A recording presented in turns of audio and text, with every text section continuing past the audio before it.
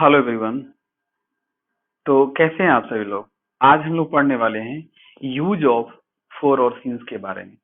बहुत सारे ऐसे स्टूडेंट्स होते हैं जिनको टेंस का ज्ञान होता है, लेकिन फोर और सीन्स में वो गलती कर बैठते हैं। मैं नहीं चाहता हूं कि आप मेरे स्टूडेंट होते हुए फोर और सीन्स में जो है कोई गलतियां कर बैठे। इसलिए मैं आज आपको बहुत अच्छे तरीके से जो है यूज ऑफ फोर और सीन्स के बारे में बताऊंगा। पीरियड ऑफ टाइम, जब पीरियड ऑफ टाइम रहेगा तो आप उसमें क्या इस्तेमाल करेंगे? फोर का इस्तेमाल करेंगे।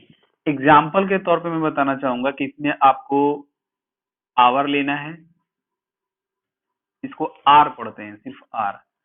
उसके बाद डे लिखना है, ठीक है, आवर्स, डेज, मंथ, ठीक है। उसके बाद ईयर्स।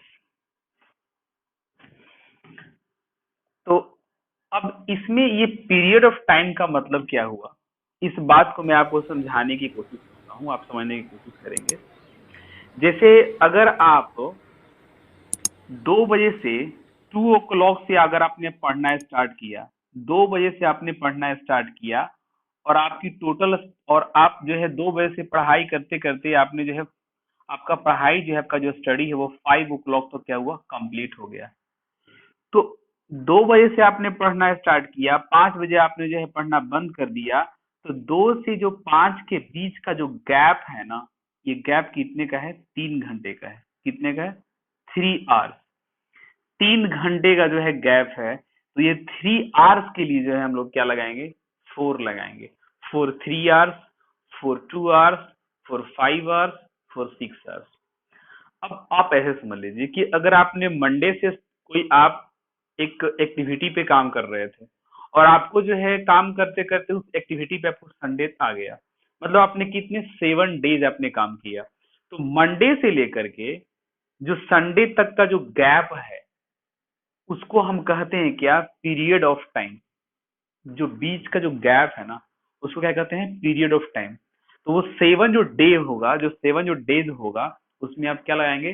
4 7 डेज, ठीक है। अब हम बात करते हैं कि इसमें मंथ के लिए।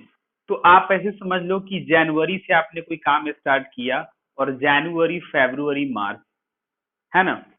जनवरी टू फरवरी अगर आपने कोई काम किया था, वो कितने जो गैप हुआ, जो पीरियड ऑफ टाइम का जो गैप हुआ, कितने हुआ? 3 महीने का हुआ। जो 3 मंथ्स होगा उसमें हम फोर लगाएंगे, फॉर 3 मंथ।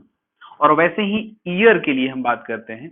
2000 से अगर आपने काम स्टार्ट किया कोई करना और वो जो है 2021 में कंप्लीट हुआ, है ना, पूरा 21 खत्म होते होते, तो ये जो 2000 से 2000 से 2021 तक का जो गैप है, जो पीरियड ऑफ टाइम है बीच का, 21 ईयर्स, वो जो है पीरियड ऑफ टाइम कहलाएगा। और उसमें जो है 21 ईयर्स में हम फोर लगाएंगे, फॉर 21 ईयर्स।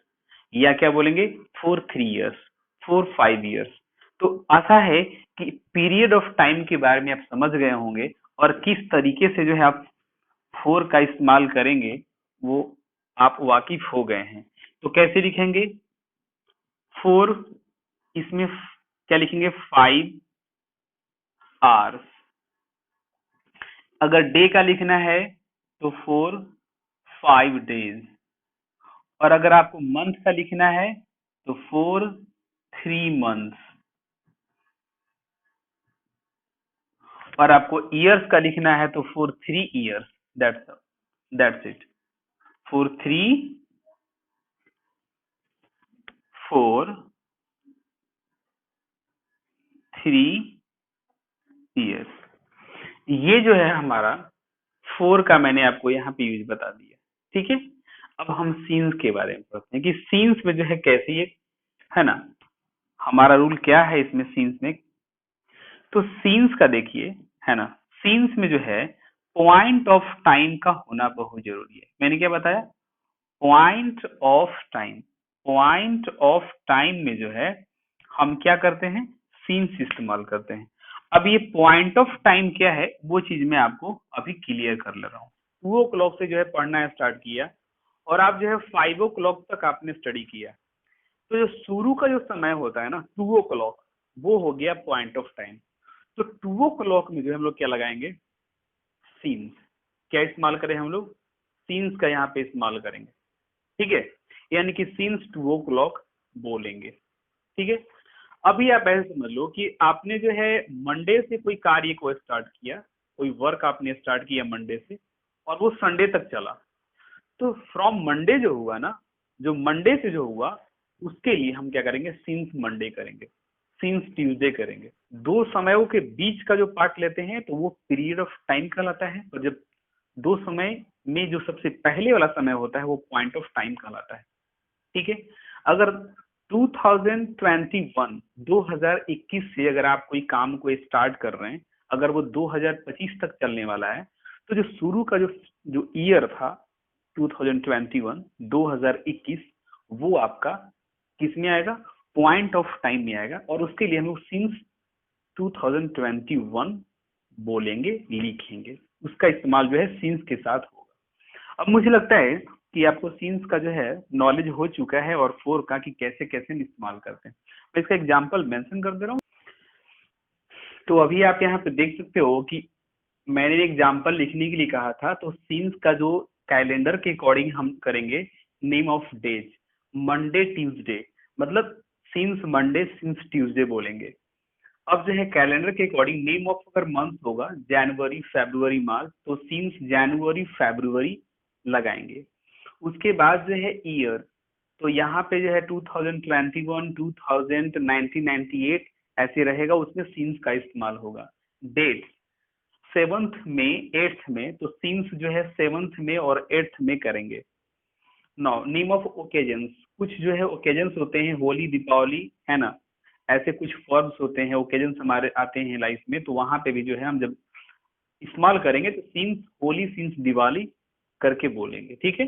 ये हमारा कैलेंडर के अकॉर्डिंग हो गया। अब मैं क्लॉक के अकॉर्डिंग बता देता हूँ, उसके बाद जो है इसके सारे एग्जांपल्स खत्म हो जाएंगे। सिंस के एग्जांपल में मैंने और भी कुछ लिखा है, पहले वाले पार्ट को इरेज करके मैंने कुछ और लिखा है। क्लॉक, क्लॉक में 7 o'clock 4 o'clock 5 o'clock रहेगा, तो आपको क्या करना है, सिंस 7 o'clock सिंस 4 o'clock ऐसे करके हमको सिंस का इस्तेमाल करना है। स्टेज ऑफ लाइफ, लाइफ का बहुत सारा स्टेज होता है ना, पहले बचपना होता है, फिर जो है हम यंग होते हैं, फिर जो है उसके बाद बुढ़ापे का, है ना, रूप लेते हैं।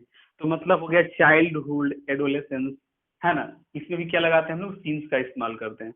No part of a day, one day की अगर हम बात करते हैं, अगर ईच डे की बात करते हैं, तो उसमें जो होता है उसका पार्ट होता है कि आज अभी मॉर्निंग है, फिर नून है ना, फिर उसके बाद जो है क्या है, इवनिंग है, ऐसे करके। और कभी कभी जो है लास्ट नाइट हो, है ना, तो उस केस में भी जो है हम सीन्स का इस्तेमाल करते हैं।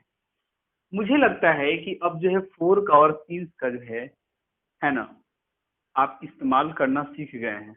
I think there is no any hesitation in your mind for what, use of since and for. कहीं भी कोई अगर दिक्कत होगा मुझे बताना। बस यही बात याद रखना कि फोर जो होता है पीरियड ऑफ टाइम के लिए होता है, और जो सीन्स होता है वो पॉइंट ऑफ टाइम के लिए। तो आशा करते हैं, कहीं कोई दिक्कत होगा तो मुझे अब बताना। हाँ, लेकिन एक बात है, अगर आप नए स्टूडेंट हो तो मेरे चैनल से जो है जुड़ना, ताकि और भी ऐसे ऐसे कुछ जो है ज्ञान आपको मिल सके, ठीक है। और दूसरे फ्रेंड को भी बताना, ताकि जो है उनको भी ये नॉलेज मिल सके। So thank you so much for watching this.